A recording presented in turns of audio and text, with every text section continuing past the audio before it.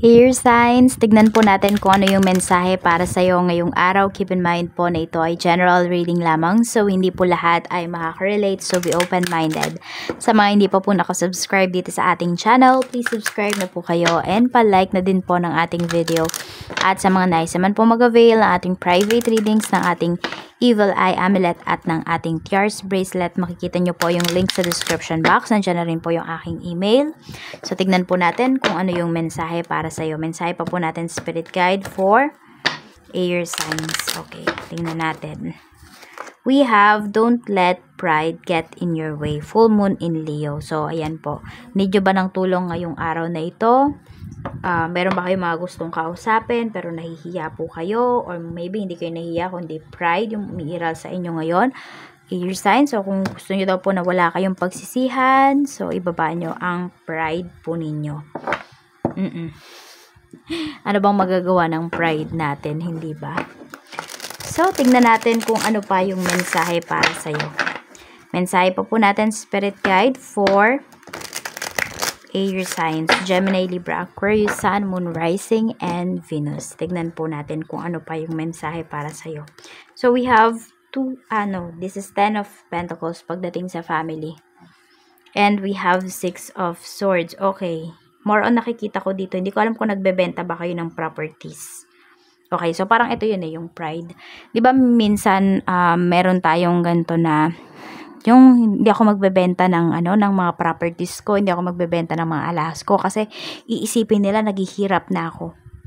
Pero, 'yon, 'di ba? Kung kailangan mo naman talaga. Tapos, ito naman ang nakikita ko dito pagdating sa family, parang hindi ko alam kung may binebenta nga yata talaga kayong properties, ganyan. Kasi, pwedeng lilipat na yung iba sa inyo ng bahay. So, pwedeng binibenta nyo na yung bahay ninyo kasi, syempre, sabihin natin, wala namang titira doon. Kasi nga, mangingibang bansa or mangingibang lugar na yung iba sa inyo, lilipat na kayo ng lugar. So, yun. Pwedeng yan yung mga pinag-uusapan ninyo ng family mo about sa bentahan, ganyan, magkano nyo ba ibebenta. Yan, kasi pwedeng may mga nagkaka-interest na po. Tignan natin. Yung iba naman dito, pwedeng ibebenta nyo ng mabilisan lamang. So, pwedeng sa mababang halaga para wala na kayo masyadong iniisip. Tignan natin, pagdating naman po, Spirit Guide. Pero kung property kasi yan, medyo mahirap, no? Pero sabihin natin, madadaan naman po kayo sa parang sa pakiusapan. Check natin pagdating naman po sa friends. Sa friends, we have 4 of Pentacles. At mayroon tayo ditong 7 of Pentacles. Okay, so may mga friends ka dito na medyo parang nahihirapan sila pagdating sa pera ngayon. So may problem sa money. Ewan ko ba, parang ang dami mo ngayon, air signs na mga friends na yun nga, may problem sila sa money. Pwedeng may mga utang sa'yo pero mga hindi nagpabayad. Kasi nga, yun, more on sa health yung nakikita ko rin dito. Ayan, baka meron kang tinutulungan dito. Air signs na family, na friend, na pwede po na, yun nga, may problem sa health. So, parang yun, ikaw din pala mismo dito, yung parang hindi na naniningil. So, parang yun, bigay mo na lang talaga yun sa kanila. 7 of Cups. Okay, kaya lang meron din dito na friend mo na parang hindi lang ikaw yung inutangan. Ayan, so parang maraming naghahabol sa kanya. Medyo merong depressed dito na kaibigan mo because of financial, problems. Pagdating naman po sa iyong love life, we have 8 of Pentacles. Meron tayo ditong Ace of Swords. Okay, so nakikita ko naman dito, nawa-workout po ninyo yung inyong relationship because nag-uusap talaga kayo ng person mo kapag mayroon kayong problema. Actually, mga small things lang, maaaring pinag-uusapan nyo kaagad yan. So, nandun yung hindi kayo nahihiya na sabihin yung totoong nararamdaman po ninyo sa isa't isa. So, hindi naman to yung mabilisan lang eh. So, little by little lang ito. Step by step lang din yung process na ginawa ninyo. So, hanggang sa naging at ease talaga kayo sa isa't isa. Oo, hindi lang to yung mabilisan. Kasi before, pwedeng natitrigger pa kayo parehas ng person mo pag sinasabi nyo yung totoong nararamdaman ninyo. But this time kasi, mas open na po kayo sa communication.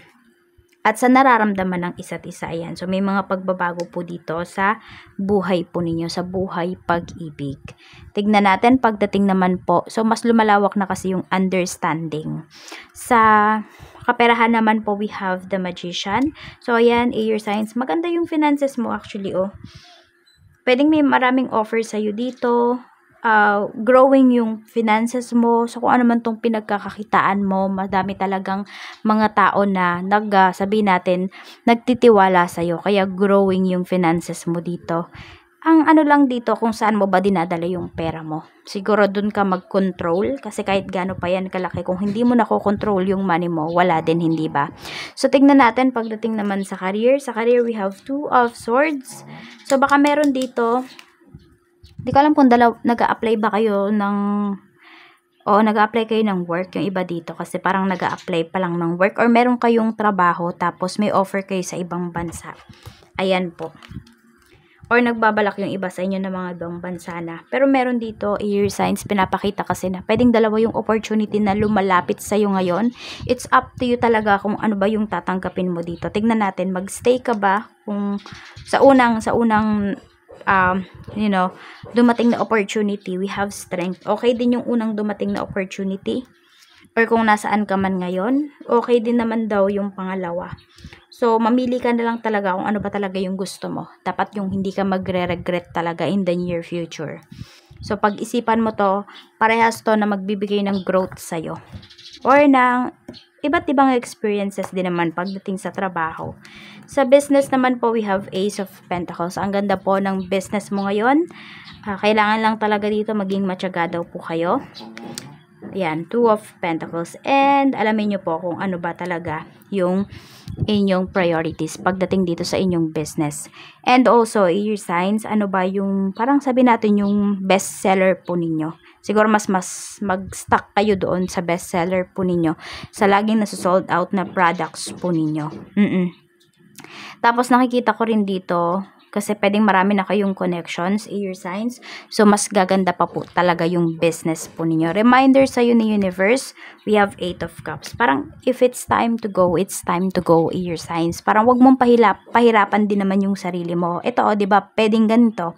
Binaba mo na yung pride mo, pero wala pa rin nangyari. So, it's time to go na. Because, nagawa mo na yung part mo. Okay, so parang wag ka nang manghinayang. Tapos, mas marami pa daw opportunities na paparating sa'yo. Kasi baka mamaya nandyan ka sa isang lugar na hindi ka na-appreciate. Sa isang lugar na, alam mo na ang dami-dami mong skills, ang dami-dami mong kayang ibigay sa table, pero hindi ka naman nga na-appreciate. So, let go na. Alis ka na daw. Yun yung sinasabi sa'yo ni Universe. Tignan natin kung ano pa yung mensahe para sa'yo. Yun, matuto talaga kayong mag-let go. Minsan kasi, di ba, pag kapit tayo ng kapit, mas dun tayo nasasaktan. Tignan natin, kahit hindi man po yan sa sa love life, pwedeng sa career yan, ganun. Emotions overwhelmed me. Ayan, so pwedeng kayo to. Talagang medyo emotional yung iba sa inyo ngayon. Na-overwhelm kayo sa mga nararamdaman po ninyo.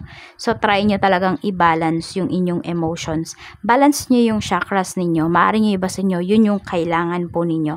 Para mas ma-develop mo pa yung skills mo, mas ma-develop mo pa at mas makilala mo pa yung sarili mo. So, yan lang po. Maraming salamat. Mag-iingat po kayo always and more blessings to come. Bye-bye!